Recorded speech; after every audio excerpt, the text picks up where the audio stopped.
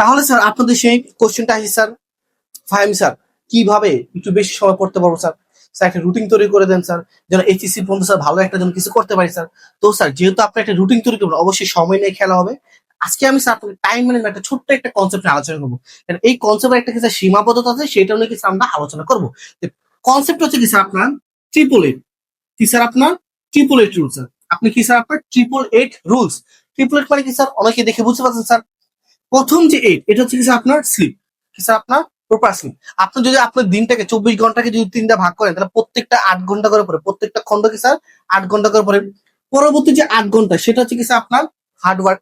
আপনি যেই প্রফেশনে থাকেন না কেন, আপনার হার্ডওয়ার্ক অনেক বেশি দরকার। আপনি যদি স্টুডেন্ট থাকেন, অবশ্যই আপনার পড়ালেখার জন্য আপনার হার্ডওয়ার্ক করতে হবে। যেই প্রফেশনের জন্য আলাদা স্যার, ঠিক আছে। তারপর হচ্ছে পরবর্তী 8 ঘন্টা, এটাকে আবার কি স্যার আপনার 4 ভাগে ভাগ করা যায়। কয় ভাগে ভাগ করবেন স্যার আপনি? এবার 4 ভাগে।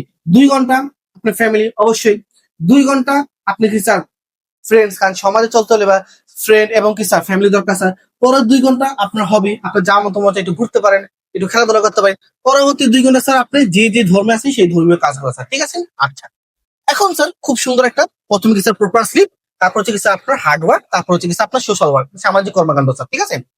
এখন বিষয়টা হচ্ছে কি স্যার, এই যে 8 ঘন্টা, এই প্রথমে স্যার আমরা বুঝছেন একটা ঝামেলা পাকা ফেলাই। বুঝছেন স্যার, এই যে প্রথম যে 8 ঘন্টা, সেটার মধ্যে কি আমরা একটা ঝামেলা পাকাই। কি ঝামেলা পাকাই স্যার?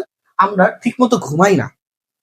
কোশ্চেন করতে পারবেন স্যার, আরে ফাইন স্যার, আমি তো 8 ঘন্টা না 10 ঘন্টা ঘুমাই।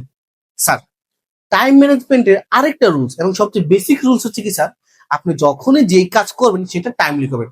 অবশ্যই সেটা কিন্তু আপনার টাইমলি করবেন। যেমন একটা আর্টিকেলে পড়েছিলাম স্যার, ঘুমানোর সময় হচ্ছে 9টা থেকে 3টা পর্যন্ত। ঘুমানোর সময় হচ্ছে কি স্যার আপনার 9টা থেকে আপনার পরবর্তী সময় 3টা পর্যন্ত। এখন খেয়াল করেন, এই জেনারেশনে যে আমরা ছেলেমেয়েরা আছি, তারা ঘুমায় কটা বাজে? 4টা বাজে, অনেকে তো 5টা বাজে, অনেকে কি স্যার ফজর পরেও ঘুমায়। বিষয়টা বুঝতে পারতেছেন? আপনি যখন টাইমলি না ঘুমান, টাইমলি আউট হওয়ার পর যখন আপনি ঘুমাইতে যান, আপনার দিন তো এখানে শেষ স্যার, ঠিক আছে। তো আপনি যখন স্যার পরবর্তী সময়, মানে যখন টাইম আউটের পরবর্তী সময় যখন ঘুমান, এর পরবর্তী রেজাল্টটা কি? এর পরবর্তী রেজাল্ট হচ্ছে আপনি যখন সকালবেলা উঠবেন, আপনি ধরেন আপনি ফজর পরে ঘুমাইলেন, আপনি স্যার পরবর্তী সকাল 2টা বাজে উঠলেন বা 1টা বাজে উঠলেন, এক কাজ হচ্ছে আপনার দিন শর্ট হয়ে গেছে, আপনি দিনটা পাইলেন কি। আর দ্বিতীয় যে সবচেয়ে বড় প্রবলেম হচ্ছে, সেটা হচ্ছে লেজি, যেটা আমরা বাংলাদেশ আইসামি। আপনার কোনো কাজে মন বসে না, আইসামি, এটা পরে করবো, ওইটা এখন করবো। আপনি প্রপার তো ঘুমাইতে পারেন না, আপনার টাইমলি ঘুমান না, এই জন্য আপনার ব্রেনটা কি স্যার ঠিকভাবে অ্যাক্টিভ হতে পারতেছে না স্যার। পড়ালেখার ক্ষেত্রেও না, যে কোনো কাজের ক্ষেত্রেও না স্যার।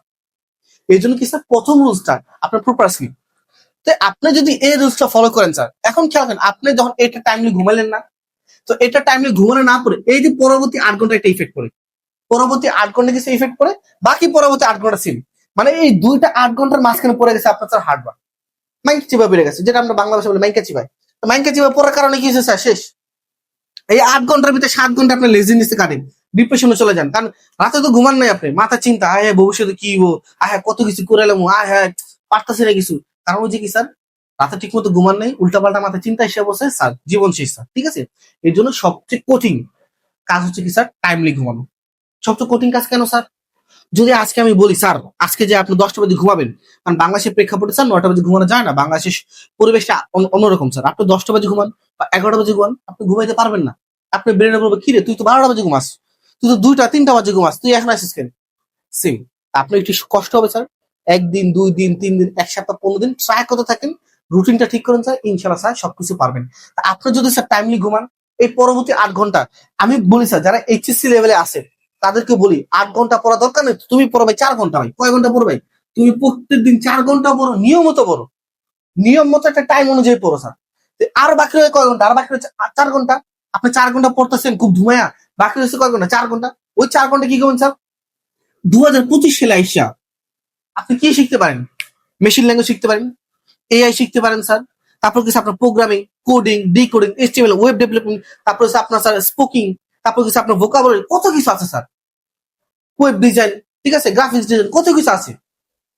মূলত হচ্ছে 2025 সালে আইসা বুঝছেন স্যার, শিখতে কোনো টাকা লাগে না স্যার।